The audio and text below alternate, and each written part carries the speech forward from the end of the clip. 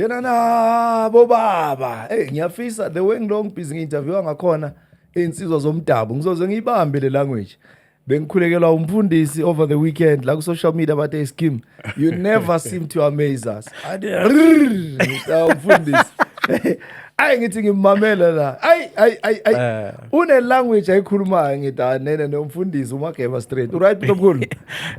Mpepeta siyakhuleka ekhaya lakho siyabonga ukuthi usamukele ithuba esingalinyazi nakancane sijabula nje ukuthi sihlale nawe nathi sibingelele nababukele emakhaya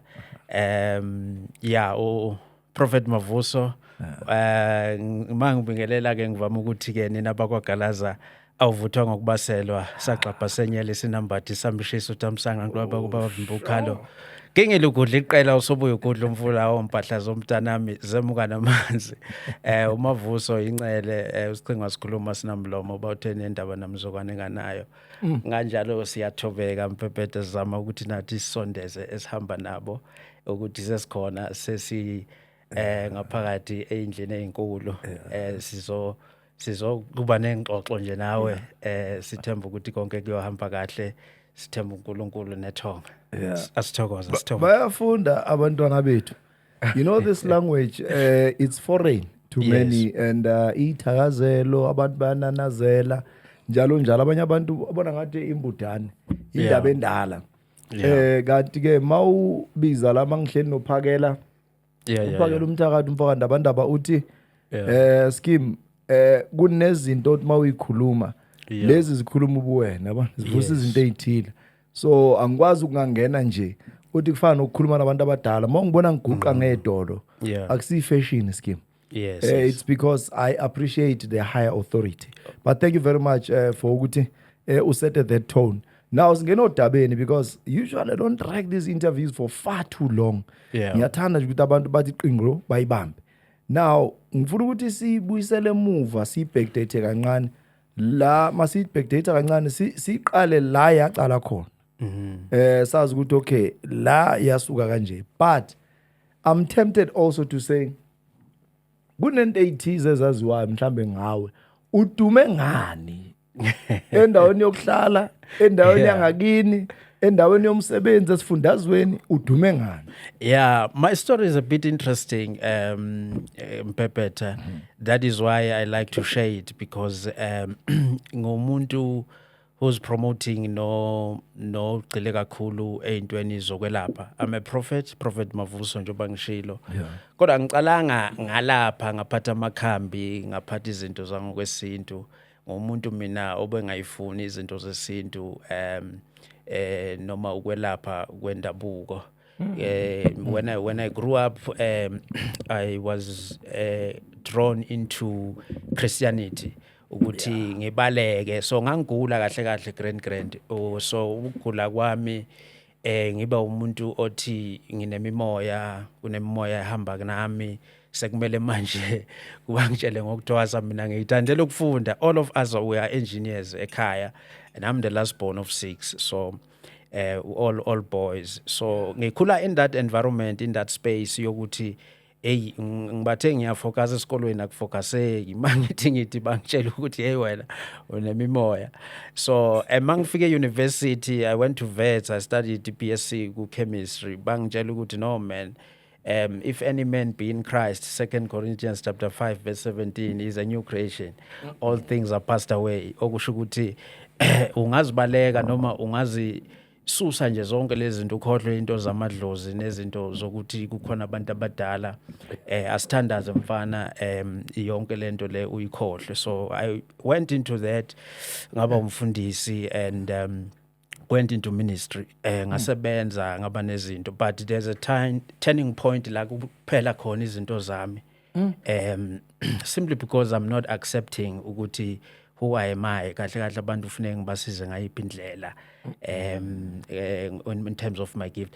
And the the most confusing part was ukuthi, how do you marry the two? Because mina ngazi ama-scriptures, mina ngazi isonto, manje mosokutshela ukuthi sekufuna ngishise impepha ngihlanganise i-rooibos tea ngenze siwasho, uyangiconfuse. So to a certain extent I even got married. My wife ngimthole esontweni labazalwane, and sengishadile manje sekumele ngiyothwasa. Ngishilo mina ngathi le bunch leli liyangisayinela leli lifana nenye indoda abathi umamabula lapha eParliament bathi hey date my wife, so ngiyabona ukuthi ngiyaqhubeka. So I'm quite familiar. That's why today I endorse the title of prophet, even though I've gone through the others initiations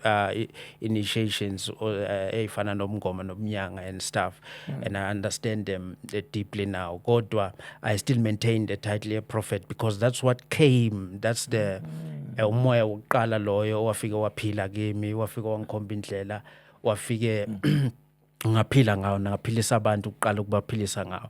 But I found out over the years uma ngiloku ngisebenza abantu ukuthi it is not only me who has gone through this journey noma lo hluphekayo noma owaba nenkinga, because a whole lot of things zacishe zonakala, including umshado, including yabona i-social life.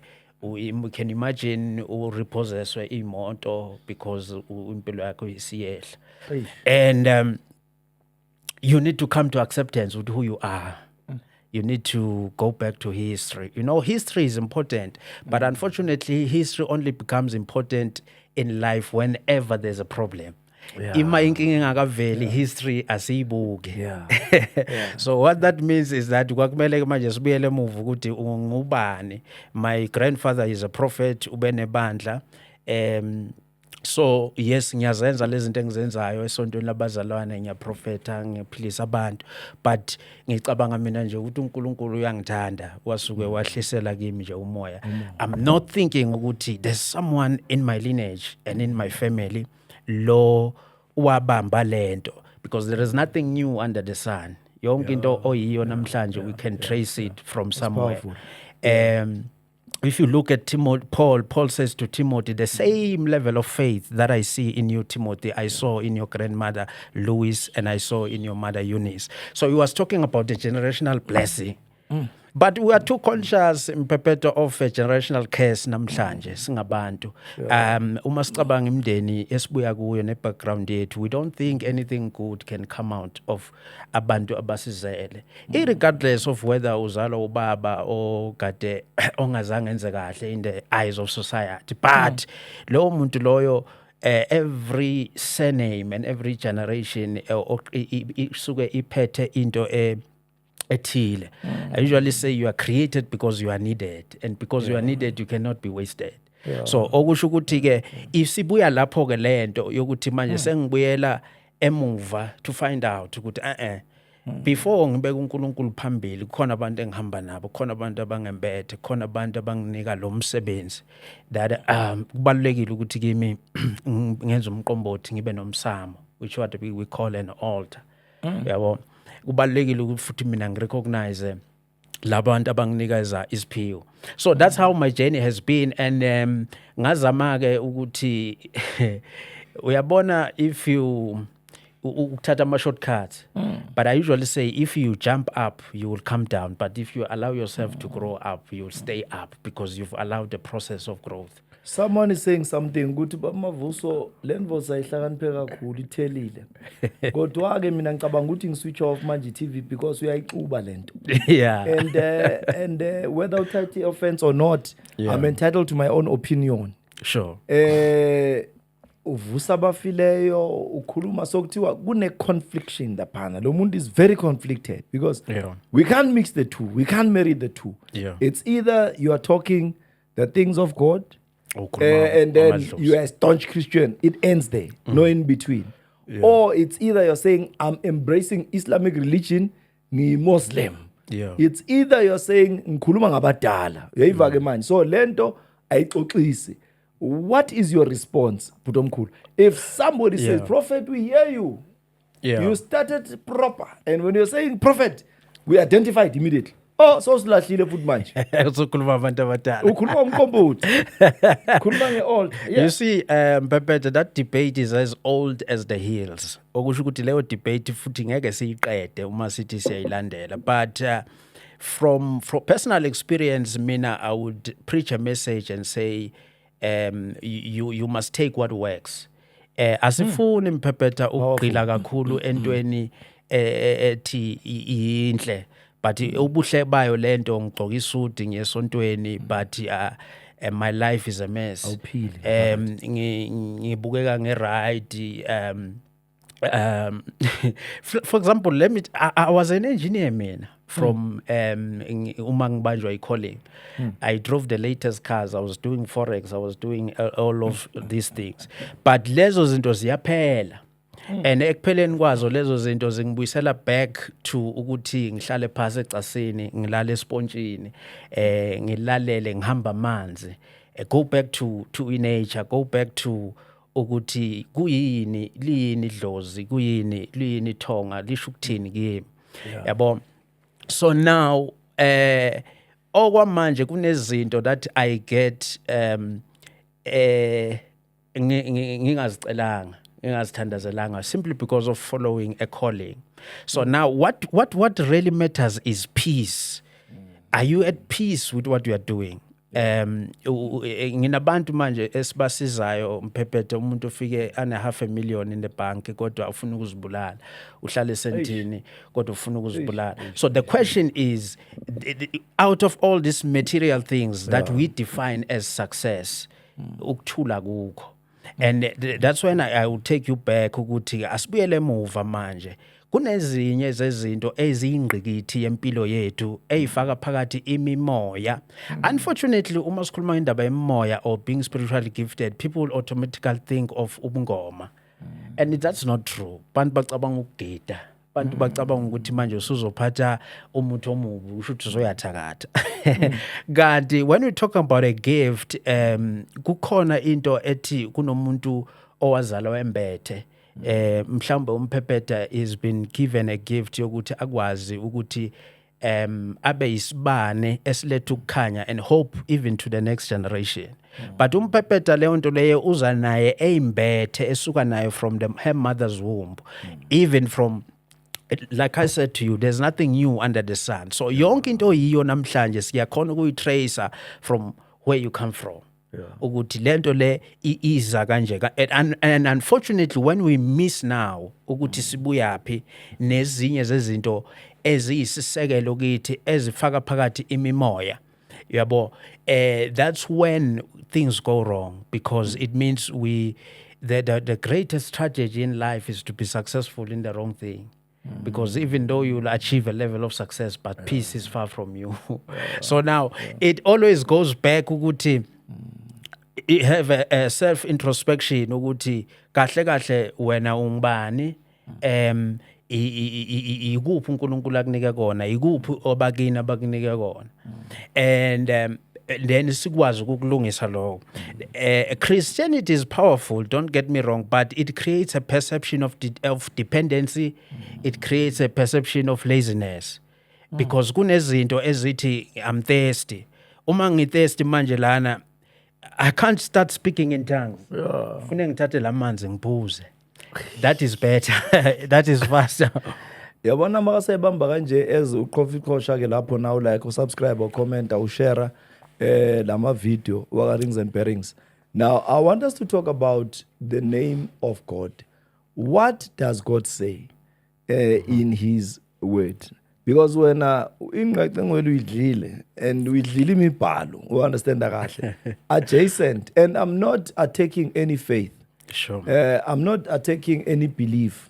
Yeah. You had said umuntu kumele be comfortable, and this is the most comfortable space you have ever been in your life. Yeah. Perhaps we can define it as successful, man. What is success? Success, it is not success. Success until it's shared. Young told. So when I get, what does God say about now the journey you are in? Yeah, the journey it's all about number one, peace. Number two, not forgetting who you are. And number three, if we are saying not forgetting who you are, remember, Mpepeta, I can't come here ngizokhuluma about my gift and what I'm able to do if that gift has not affected my immediate family. IBhayibheli liyasho ukuthi a man who's supposed to be a bishop and who's supposed to be a leader, the first example of that, you can't be ordained a bishop and a leader if you cannot lead a home. So the first environment, that's where you start exercising those things. So mina ngithe kuwe, you are created because you are needed.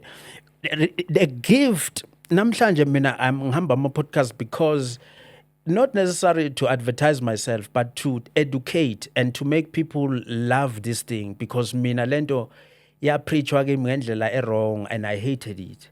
And that yinto yangibulala leyo. For a longest time, I lived an inferior life. I lived a life yokuthi I can't be free. I can't talk about. Yes, I can't talk about ukuthi I'm gifted and I'm hearing from God and ancestors. I can't talk about ukuthi ngiyakhona ukuhlala lana ngibuka umunye umuntu ngimtshela ukuthi hey bathi 2 1 2 3 impilo yakhe izoba right. So now we come into that space yokuthi first we are here to amend. Uma uzalwa komphephetha kune gap esuka ikhona, not into komphephetha okufuneka uyifile through your gift. So after filling that gap, you feel a gap in your generation. Ukuthi ke manje saying now I'm gifted as a prophet. My prophetic gift is not only affecting abantu bala ekhaya kuphela, but it must go out. So kusho ukuthini lokho? Kusho ukuthi we need to understand, because you can't affect something onganayo a broader knowledge of. And that's why sibuyela kuphe esintweni sethu manje. You know, when Jesus was born, when you read the genealogy of Jesus in the book of Matthew, it tells you about 10 generations. Is from Abraham, from David, from who? They can't omit that. Even when he came, he went into the Jews to wenzela usiko lwama Jews. So manje wena, why you want to omit who you are? Because you can't talk about ukuthi ngoba ngithi Mpephetha namhlanje kunesizathu ukuthi uMpephetha ufika kanjani la ekhaya, yabo. And then uMpephetha masehlangana nabakibo mama wakho, what kind of gift abafike beyibeke phezukwakho, and mabebeka leso sipho leso sisho ukuthini in this family, yabo, la ekhaya. And remember, uma siphila kunemimoya lekhona. Uma leyo moya leyo iba khona, it needs attention, because the darkness and the light izinto lezi ezimbili kodwa yisebenzisanayo. So what does that mean now? It means everything inobuhle nobubi bayo, but kufuneke bese sikwazi ukuthi yonke imimoya, masikhuluma ngemoya yamandiki namandawe, masikhuluma ngemoya wethunywa, masikhuluma ngemoya ngokuhlukahlukana kwayo ifika ibamba abantu, ukuthi le mimoya ihlambuluka kanjani. I want to talk about this. Mhlambe omunye umuntu angathi I'm drifting too much, but I want to draw your attention lana Mpephetha ukuthi there's what we call demons and angels. Kodwa ngapha esisintwini umuntu wazi ukuthi idlozi into nje embi. And you are not aware ukuthi ikhona vele ukuthi kukhona idlozi elibi, kukhona futhi nedlozi elihle. Idlozi nalo liyadinga a process of what? Of cleansing. So that ngoba sazi ukuthi khona abantu ababeneyinhliziyo ezimbi la ekhaya, kunemimoya la ezofika idlozomela abantwana noma ingene kumuntu. Kodwa leyo moya, it does not necessarily mean imoya esiyidingayo noma esifuna ukuyi-entertain, but we need to find the right way and the right space yokuthi sikwazi ukuyihlunga kumuntu. But now all you've been told about abantu abadala namadlozi ukuthi this is demonic. But when it comes to Christianity, what you know ukuthi there's angels and demons. But ngapha ufuna ukudifferentiate. So what we're trying to do is that we must spend time studying and knowing imimoya esihamba nayo nezinto esifundiswe ngazo esibuya kuzo, so that we understand ukuthi siyapi. yazi ungene deep ngayo leader and ngendlela ohamba ngayo kimi la emqondweni nasemcabangweni kuvela enye into yokuthi kunabantu abahlakaniphile blind regardless of their ethnic background regardless of their educational background but uyamuzwa umuntu ophilayo ukuthi lo muntu lo ukhabulile blind lo. Then there comes another question ebantwini bathi ndoda yazi umuntu ohlakaniphe kakhulu yibo labantu abavele kusasa bathi uShepherd what kusasa bathi ubani angazi ngithola na ngifuna ukuthini. Now I'm not implying anything but I'm just saying to you the danger is iBhayibheli lithi abantu they perish because of the lack of knowledge. So what you are bringing here is knowledge so that people may be knowledgeable and awuna kholo oluncane. That's why you don't take offense when I'm asking you leading questions and mouth your these questions ezinye they're uncomfortable. This man is literally attacking me now but I'm putting you on the spot to say fine. Let's listen to this man. He's got crazy faith. He believes in 1 2 3 4 5 angibafuni mina abantu abateka sithi siqeda ku-interview bese bayabuza abantu konje bekathini nomuntu kanti bekwenzakalani labani uskim yini nasekuphele uyangunderstand ukuthi now let's go deeper please and talk about lezi zinto zemimo ezingatholakali life after death yezinye izinto ama-question basaba ukufa abantu mara umuntu bakamdala umzwade hey mina sengizofa ntwana bami so abanye abantu bayayikhuthazela bayadvocatela nani but omunye umuntu uyabuza ukuthi mabefa abantu bayaphi likhona vele empela izulu or kuyokwenzakalani and then vele empela siyoma sifollicule lapha and then basho ukuthi bongane wadla abafazi babantu or kwenzakaleni ziyovela zonke nalezi zinto lezi abanye bebephika ukuthi vele bona benza 1 2 3 4 5 abanye bebeyigebengu benza this and that. So lezi zinto ekuphileni lempilo esiphilayo ngapha zibaluleke kangakanani ukuthi sizihoye ngesixhosa sizinake. Zibalulekile Mpepeta ngoba life is a continuation. Jobu lapha nje wena kunelikhehla lakini whether it could be from your mother's side or your father's side elivukayo ukuthi uMpepeta kulezi zinto thina singakhonanga ukuzenza kulobu bukhosi bakithi kulamandla esinikwe bona ngoba sonke isibongo sine indima ekufuneka siyidlale emhlabeni. But number one, we must establish ukuthi izulu akusiyinto into engekho leyo. Umuntu umefa uyakwaba kubo. Were you speaking the same language you so prophet? Cha. Okay. No. Manje so was going I graduated. Okay. Ubongani uhlahla amehlo. I graduated. Ufuna ukuphikisa ubongani behind the scenes. Ay interesting the conversation. Qhubeka mntaka baba. Ukuthi that's when you understand ukuthi kunezinye izinto eziyimfihlo empilweni that cannot be subjected to a book which is the Bible. We need to go beyond that book. And then bese si rely kwimimoya nabantu abasembethe neimfundiso zamathongo, and that is why that needs to be connected. So the message we're preaching today is that don't lose who you are. That speaks to say kunama revelation, because mina ngithe when afuneke ucontinue you must continue where your forefathers left. Isaac Newton says a statement who says, I will stand on the shoulders of my predecessors and to look further. So it means I'm not starting afresh. Yeah. I'm not making my own Bob Marley song. So uma ngilana mina uma ngikhuluma ngithi umfana mkhonovana odliwa zimamba ucembe kalibulala esini kubantwana usahaqa seyibululu umgoqo wavaleni inkomo zamadoda eHolland ngizoke ngikhuluma ngomuntu owesifika emhlabeni waba nezigameko waba nezinto ezithile mina mangifika ngumavuso lokho engiko. That's why it takes us back ukuthi mina ngangicabanga ukuthi I have a prophetic gift nginesiphiwo because uNkulunkulu ungithandile, of which that is not entirely true. I have a gift because the gift ikhona ekhaya. It started somewhere. Now the gift needs to continue, but for the gift to continue I need to understand ukuthi lo muntu obabayiphethe previously babayiphethe ngayiphi indlela, ikuphi, what were their limitations, yiziphi izinto abafike bazona because babangabantu basemhlabeni, and if lezo zinto bazona thetheleka kanjani zilungiseka kanjani ukuze the next generation ithole lezi zinto zi right. yabo. So lento ihambe ibanga elide ize isifake emoyeni efike yavuswa imoya yeyithwalo efike yavuswa emakhaya ukuthi leyo moya leyo mase ivusiwe sifika bese siyilungisa kanjani uyabona.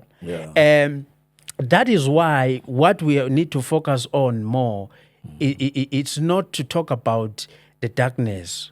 Ukuthi emhlabeni, when I walk into this room and it's dark, I don't say hey kumnyama la. I look for the light.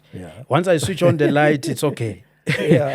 Problem solved. So now we must not look into ukuthi atake abanye ozakwethu abathanda ukukhuluma ngemoya yeyithwalo ngemoya yobuthakathi ekulendima esikuyo.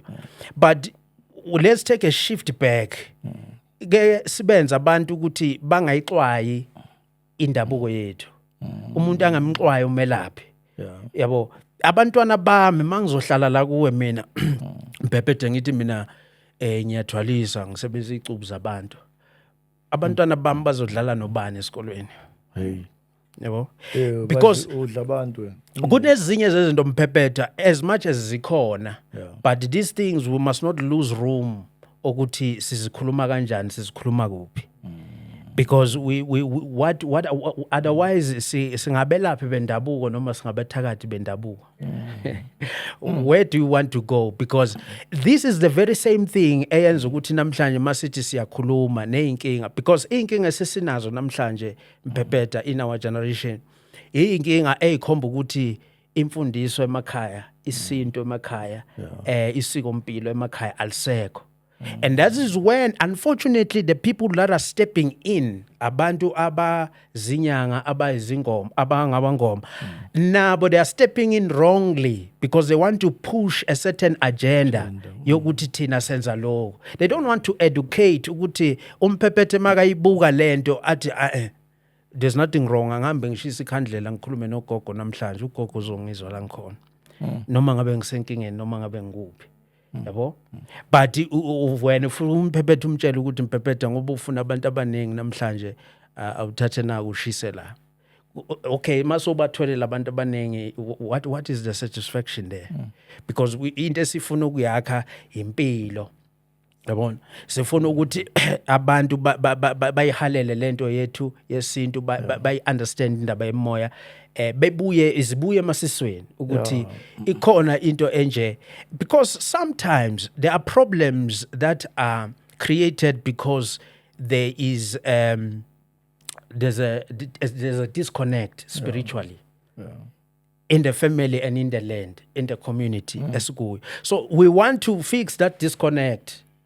Ukuthi cha lento lena ayingenzeki kanje. Uyabona. And for us to be able to do that, kufuneke sibe openly sikhulume with an educative language to the next generation ukuthi yes, don't worry ukuthi bathi schizophrenic ngoba naku uphupha abantu or nginama voice akhulumayo kuwe. We need to differentiate ukuthi is it a calling? Uma ngabe kuyi calling, how do you navigate this thing? Uyabona. Yazi uhlabe kahle because kunombuzo manje ovukayo la kimi ukuthi ngifisa usiza ama families. Yes. I'm interested in your vocabulary. We've got a very interesting vocabulary. Kunabantu ohlala nabo umuzwe lo muntu ukuthi umbuza reason akugayi excuse. So lokhu hleli nayo kahle ke yabo sesiya ngakhona nje ngoba i-conversation inokuya idinga ama-hour mawuyizwa ukuthi nje iqonde eqinqo families la kuba khona nje umuntu oyi-1 ohlukile angazi ngizothi uspecial orina ahluke lo muntu ahluphe bongani whether usisi whether ubhuti whether uyini mara kube ne-family member umuntu ongena kuthula mfethu nilungisa kanjani lento le awukuthicha abantu emakhaya khona umuntu omnye nomunye ekhaya banginika amagama bhalani futhi nitheke lapha kuma comments bhala igama ungabhali ukuthi bani vele ufake uma usibongiseni faka usibongiseni kanjalo kune family member kunomwaduba lo muntu lo achintshe lokwangapha phiqi mene kucabana kwafika yena kuyaziwa ukuthi hayikhona ayambani yolala manje ngeke siphumule yilo. Mpepete umuntu is a spirit. Umuntu is not what you see. So kusho ukuthini lokho? Ukusho ukuthi spirits can be invaded. Okusho ukuthi umuntu can be possessed. okusho ukuthi umuntu can be influenced. So now uma sithi umuntu is a spirit, that's why you should never approach life in the physical. That's why like afune kube nomsamo. Yini umsamo? Umsamo is a spiritual altar, is a place of exchange, is a place of power, is a place of where divinity meets humanity. La sikhona ukuthi sifike sihlale phasi uma kunezinto esizingaziboni. Uyazi ukuthi Mphephethe ngizobuya kulombuzo wakho. Uma umelaphi wendabuko wayengadingeki kuqala. Why?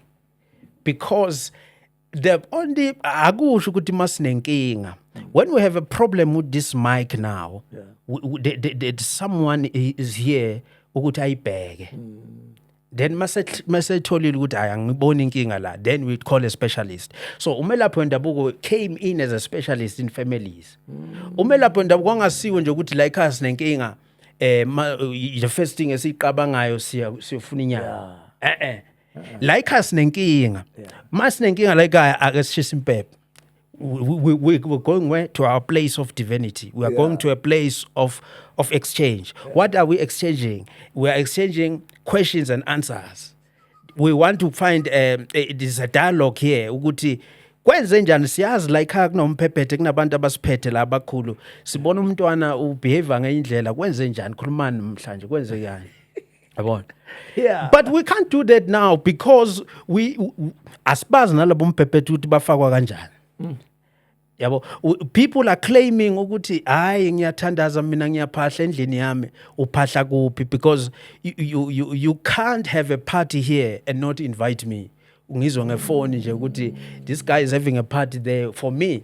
But so now these are principles we need to go back to ukuthi kubaluleka komsamo ekhaya. Kusho ukuthini ukubaluleka ukuthi sibe ne altar because this is where those questions must be answered. Ukuthi when we see strange behaviors here ake siqale ke manje sibuze. Sometimes if the system, because the altar is a system like her, if it right kunomuntu ozovuka nephupho la ukuthi hayi lo yamntwana kunje hayi lapha kunje kufanele lento umkhulu uyazibeka khona ufike what but all of that requires an conscious and an effort ukuthi ibe khona, otherwise akumele kwenzeke. It is only then lapho ke so ngaya kimi ke soza ku Prophet Mavuso ukuthi hey prophet sesibathe inquire from the heavens, inquire kwabantu abakuphethe ukuthi kwenza kanjani manje. Then ke sesiyakubukela ukuthi I like her inkinga iso so but and that's what I'm promoting ukuthi I'm not saying let's go back to the basics. Yabo, before uza kimi wena uthi awunanhlanhla wena ubathe ufuna umsebenzi awutholi manje sofuna ngikuthwalise. The first thing I must ask you, wonke umntwana mefika emhlabeni ufika afumbethe. Kupho kwakho kufumbethe. Kwenze njani? Yeah. So it means something went there's a corruption somewhere. Khona into efike yatshontsha imbewu nenhlanhla ofike uze nayo. Something corrupted it. Sekufuneke manje before sithi si invite a foreign thing uNkulunkulu angazange akunike yona siyibuza ukuthi lento siyakhona yini ukuyithola. Uma singayitholi noma sesiyitholile bese wena uthi hayi angiquliseki ngine million kodwa ngifuna u10 million bese sithi ke okay usufuna elinye izinga ke manje. Yabo, yiko kwelapha lokho yiko ukwenza ngoba we are not creating dependency. We want you to discover who you are and the abilities uNkulunkulu akunika wona nabantu bakini. And then ukwazi ukuthi uhambe kuwo. Yabo, uza kithi nje thina, that's why we're helping you. So sisho lokho ukuthi before ngoba la ekhaya kunenkinga kanje, this is an alarm, this is a wake up call ukuthi the system is corrupted. Umsamo wethu awukho kahle. Kufuneka siulungise. Unfortunately ikhona indlela which is a formal route yokulungisa umsamo ekhona, but because kunabathakathi they've always go ahead ukuthi bayazi ukuthi umpepeta the first thing azoyenza uzoshisa impepha, so they corrupt the very same paper ukuthi uma uyishisa ungatholi impendulo. So that is when ke sesikhona thina sesikhuluma ngani ngamanzi amnyama ukuthi la ekhaya kunomuntu la ekhaya omelene nalomndeni ukuthi ungaphumeleli. Alright ke sesimaka kanjani yabo, but I wanted to answer that question from the perspective yokuthi into ohluphayo ekhaya asibuyele emuva ukuthi what could be wrong. Ngoba sifuna ama-answer nje singawatholi, it means our system and our line of work ayikho right, umsamo wethu utshekile la ekhaya. Oh, so manje abantu mabangayizwisisi indaba yomsamo kuthiwe nje la ekhaya sinosimakade uyahlupha blind anazi mele nenze njani upress in abazali beze everyday bakhala Brian ukuthi yo Nkosi yami yabona manje angiyibeke abantwaneni ngithi generally every family ikhona a thorn in the flesh, protruding like a sore thumb. Lo mazi ukuthi ajabupula ay lo muntu animazi ukuthi kwenziweni nani whether sakatshintsha isibongo or wenzeni into ewane efanayo lo muntu waduba kaSuthu uyahlangahlanganisa. But anyway ngiyakuzwa ngendlela ebeya ngayo.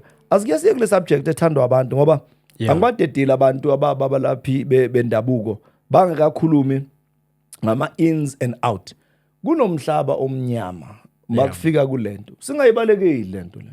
Kunomhlaba a dark world. Yes, abantu bakhona bane aura, a dark aura. Makavele uyambona ngamanya wedada wenkukhu engulube wani ukuthi hey kwenze njani uze ngomthandazo wakhona futhi bakazoqala ukuthi la lo muntu ubiza ezinye izinto thina singazazizwa yena une language yakhe one.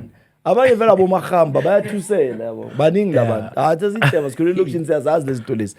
Nami ngokwamself besifika intwana ngeke ngaba inyanga yami ngiyintwana encane la ngathi sengiyinyanga manje ngatshintsha bathi ngehepula ngerazor ngavele ngashintsha fast. Hayi indipimbi zami engikhule nazo ngayibona le duty washa ngithi yo le dambele kumxoxela ukuthi yo edladleni yes sesuma mama wahamba inyanga wazwaspina nenyanga athi benokuthatha ibisi libeke phezulu qoqa impukane sesigayi sithathe le umsizi webhetri sifake la sithi waza uthi ngiyababa sithi ungathi amakhosi ayababa kule into wathi skenamba qhubise ngayo. So that is what I'm saying. I'm saying these things ngathi sithi jokingly and it's real life. If mina lento bekhona kungifikela bakhona abantu ababi bayi-3 ubabona kulaba laba straight ama phone call laba and now bayangenela. But let's talk about the dark world mfethu. How dark is this dark world? Masisiye bumnyameni asiqale la Mpephetha. The reason why you have a fake South African rand is because there's a real one. Okusho ukuthi you can never have a fake South African dollar because it's a real South African dollar ayikho. So for the fake to exist, the real one must exist. There must be a prototype. Yes. So that is in everywhere. Not to kwelapheni kuphela. Yonke into ene fake ina original. Every original ine fake. Yes. If there is no real one, then you can't find a fake. Oh. But because there's a real one, that's why you find a fake. So what does that tell you? That tells you of human strategies. Abantu indlala sometimes. Indlala yophanda ebakhona. So the dark side, it is real, it is there. But you need to also understand it. You need to also understand it because awukwazi ukuthi imoto yakho ibe no forward kuphela. Imoto yakho kufanele ikwazi ukureverse. Then you have a good car. So what that does mean, it means nokunye you need to be taught about ezinye zezinto eziyimoya eleyimfihlo noma lengcolile noma leyimkhuba. Why? Because uma kufika umuntu ekhala ngaleyo moya sekufuneka manje uyireverse kuye. Uzoyireverse kanjani into ongayazi? So now that is where the problem is, and especially with Christianity. They are too focused ekutheni izinto zibe zinhle nje. You are too kind to make it in life. Uyashaya mfundisi manje uprofeti ushaya thina kanabo uyiphathi yethu. No, you are too kind to make that's why we need to say it because kunezinye zezinto Pepeta abantu bethu they are too soft. Yeah. Before you come to me, you must be willing to help yourself. You must be committed. You must be determined against all odds. Sihleli lana, you've been here the whole day. Uyasebenza, uyapush. This is what we're talking about. We need commitment in everything. So kusho ukuthini lokho? Kusho ukuthi kunezinye zezinto that we end up sicabanga ukuthi right siyayifuna ngoba zingama shortcut, but the ramifications of it they are deadly. And that is where introduce kuphi kule moya emnyama lapho sikhuluma ngani ngezinto zeyithwalo, because as although lento ifuna ikhombisa ukushesha ukuthi hayi uzophumelela, but funeka wazi ukuthi life is about energy. So awukwazi ukuthola million and not spend a certain type of energy. If leyo million uyithole for free, it is not really for free. Something else must pay for it. And leyo nto leyo ifuneke ibhadalele, leyo nto leyo isifuneke manje ibe nokugqilaza kuwe, yabo. So engisho ukuthi bakhona labo bantu labo, we cannot run away from them. Bakhona oshaya, but when you are truly called and you truly have a calling, leyo nto leyo awudingi nokusho, siyayibona, siyayizwa futhi kuwe. Unfortunately yibo abantu labo ubunyanga nokwelapha kuyimfihlo. And that is why we have a lot of attacks uma siza kuma podcast, because people feel ukuthi no, these things are not talked about. But it's because of the approach abanayo. We are trying to get rid of lezi gebengu. We're trying to tell people ukuthi no ukuthi ubona umuntu efaka inyawo lenkukhu, uyabona mina ngifaka lutho anginalutho. Namanje ngize ngagcoka le bhanji lami leli because I'm trying to fit in. But actually leyo nto ayikho in the physicality. It is spiritual. It's a spirit thing, So it is nothing etimanje. And that is the most powerful part. Not lokho kubonayo. Lokho kubonayo akusho lutho. Yo, now siyavala ke manje babe Mavuso. So kunendaba ehlupha abaningi. So bayangibhalela abaningi, bangi-DM bathi lalela kuma conversations wakho wonke. Makufika bathi sonyanga, kufika abanye bathi zoshaya siyini, ungayikhohle indaba yehomophobia. Abanye bayibiza ama-gay, abongizomchunu bayibiza isitabane. So but it's a derogatory term. What is your view on that? And also, why abangakini abasebenza lo msebenzi manje abalaphi bendabuko seyihamba ngakhona kancane iba nomphambili into yakhona and bayaconvert abantu sekashintshela umuntu iyo lesivala ngayo Mpephethe. indoda eneqiniso. No, ngithembela kuMpephethe yonke into iwumoya, yonke into iqala emoyeni, yonke into is spiritual. Kuziningi izizathu. Lento oyishoyo is not something new. Into ebeyihlala ikhona even nasemandulo, kodwa into enehlazo phakathi, into efihlwayo, into engakhulunywa noma kanjani, because I think there's two spiritual reasons why kunaleyo nto leyo, yabona. Number one, leyo nto leyo icontributwa ukuzaleka komuntu. Uma esasesiswini samama ukuthi lowo muntu imiphi imoya ifika ihlale kuye, namemoya edinga ukuhlanjululwa igezwe bese yaqondiswa. And that is why ngikhuluma ukuthi uma sikhuluma ngobudlozi abantu bazi nje ukuthi into embi le, but there is a process of purification and a process of ukuhlunga ngesizulu esiqinile ukuthi imiphi imoya esifuna iphile la. Yabo. So lento leyo it talks about the cleansing efuneka ibe khona, but unfortunately libunjwa liseva noma ligotshwa lisemanzi. So some of these processes need to take place early in life. Kunamasiko mpilo, kunezinto ekufuneka zenzeke. For example, mina I'm a last born of 8 boys. All were 8 boys at home. Igama lami mina banginika lona bathi mfana futhi. Yeah. Because the gap between me and the brother I'm after is 8 years. So you tells you ukuthi bazali bese ba give uphile ukuthi ayi ntombazana esibe nayo. But the food, hey, When they were bebezama umntombazane. hey, So mangivela mina bathi umfana futhi. umfana futhi. Yabo. But all of that has a psychological effect. Ekutheni lo mntwana uma umethwele iziphi imidlinzo nemicabango onayo. Yeah. That is why today I'm very close with those guys. Even though I've never tread close to that line. Ukuthi ngiwele ngapha. But ngiyaba understand futhi anginankinga nabo. But I understand the dynamics yokuthi mina ngizaleke kanjani. It's just ukuthi ke ifike ibe baluleke le yanhlambuluko ifuneka ibe khona lo mntwana lo makazayo. Number 2, sekunezinto ke manje eyifaka phakathi imimoya evuswayo. Efike manje bese iyabushintsha kubulili bomuntu nendlela umuntu ezizwa ngayo. Imimoya leyo efaka ke the dark side. But nakhona it's relative really because what is dark to me might not be dark to you. So when you talk about the dark side, it becomes relative ukuthi ukhuluma ngani. That's why masikhuluma ngendawo esilaphela kuzo sikhuluma ngesigodlo. Because isigodlo imfihlo la.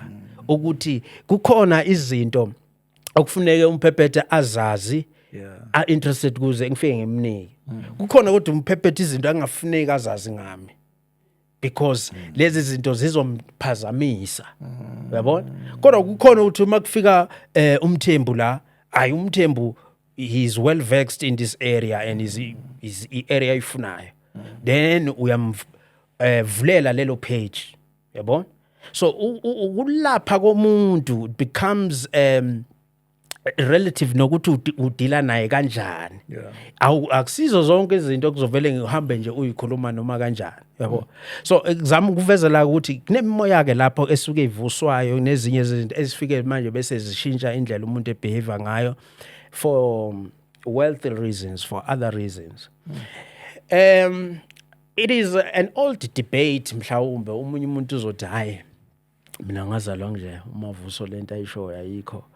I've never really, I tried the other side, but from what I understand, yonke lento le is a spiritual influence, and bakhona abantu who have gone through a process of cleansing ethile, base baba right, babuye bephile, bethatha abafazi, but akusiyinto unnatural, into ekhona and yinto, but ngoba isi attack thina kakhulu ngapha ekwelapheni.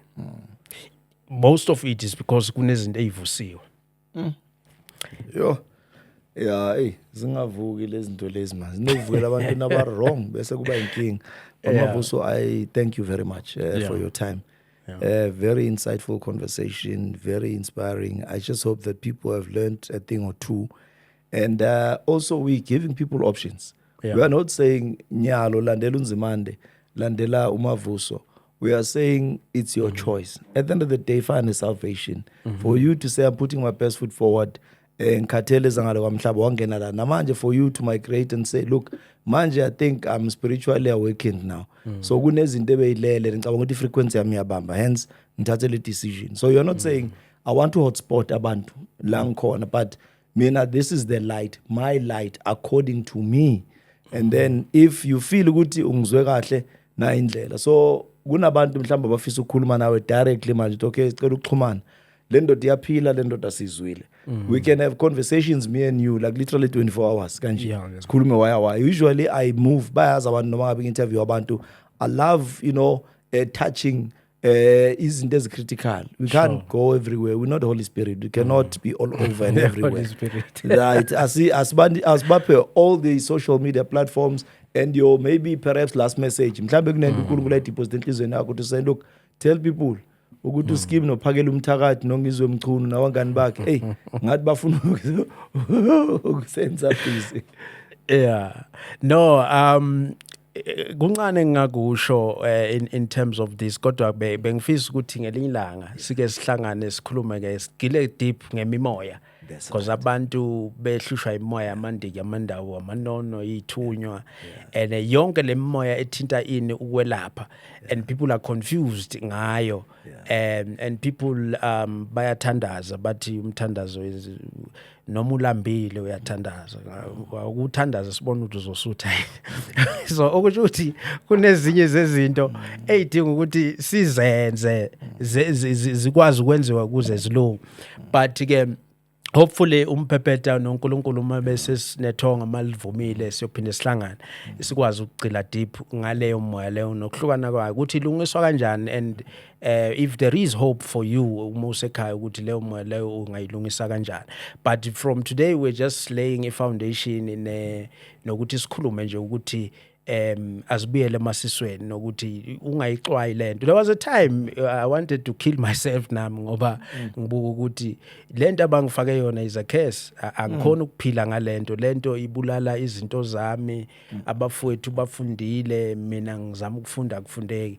But today I'm in a happy space. So engisho ukuthi yi message lesishoyo and last test sakhuluma khona kwaZwela nesifakele isandla emanzini uMavuso sikhona ku TikTok Prophet Mavuso ku WhatsApp 0768466131 ngise Cape Town yatholakala Morgan Zone Mason Mpumalanga nase Gauteng south of Joburg in the Valley siyatholakala ngikholelwa kakhulu ekuhloleni ke mina because I'm a prophet I'm that biased so ngoba izitori Mphephetha singayikhuluma kakhulu uyenze uthola ukuthi umuntu uwazi ukuthi uloyiwe kanti akaloyiwanga so you spend too much time trying to diagnose ulalela inkinga yakhe and it end up confusing you so mawuza ke mina ngitshela igama nesibongo kuphela and mina I'll tell you ukuthi this is the problem 1 2 3 that needs to be fixed. Ngicela sicele ngoharmony la nginenkinga ngoharmony.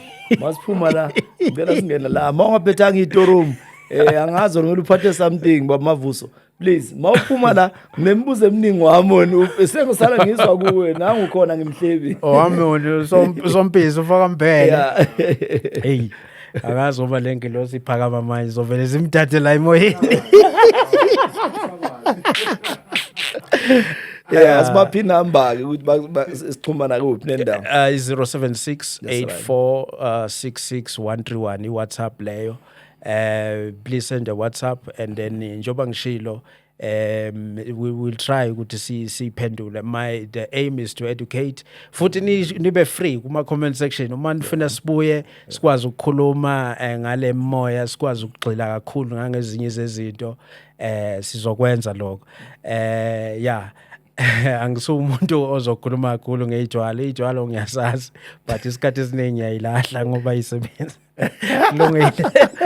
That's how we wrap it up. Until the next episode, Baba Mavuso. We'll see you very soon. I know for a fact that Ama comments at the second episode. Next one. So definitely we'll see you very soon on another episode. Exoba extension. Yale namhlanje on rings and bearings. Keep on stay blessed until next time. Hey, I know. Hey. Thanks, agency. How are you?